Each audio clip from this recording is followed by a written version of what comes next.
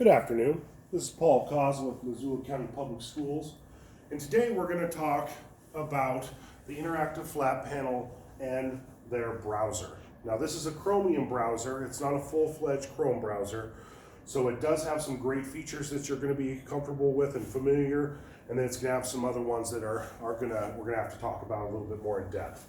So, when we go to the browser, it looks just like a typical Chrome browser, although it is a little different. Now, when we go to sign in, you can sign in, but you do not get your bookmarks don't transfer from your your personal PC or your staff one. You're going to have to start building your own bookmarks within this browser on this memory on the board. So you can still sign in and get, get your Google Drive, get your mail, get your docs.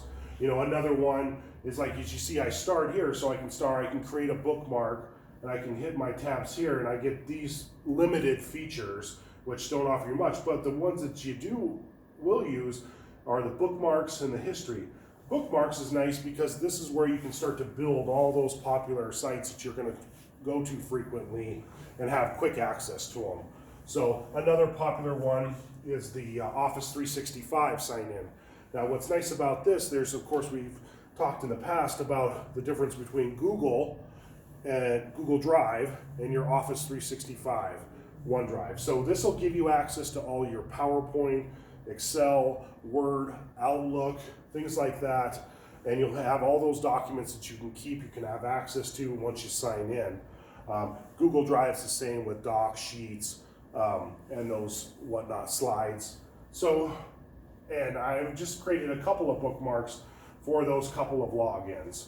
My Gmail and then my Office 365. Now, what's also nice about this, we talked about the history. So the history's nice where if you don't, tag something as you want it to be a bookmark, you can go back and see what the substitute or kids did during lunch, things like that, which is kind of nice. Now, another important aspect of this is with anything, when you sign in, you gotta sign out.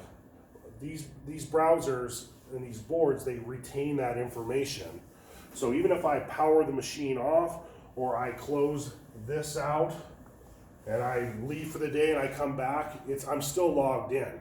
So some people may like that, but with student data privacy and just data security in general being a forefront of concern, we need to make sure at the end of the day we're signing out.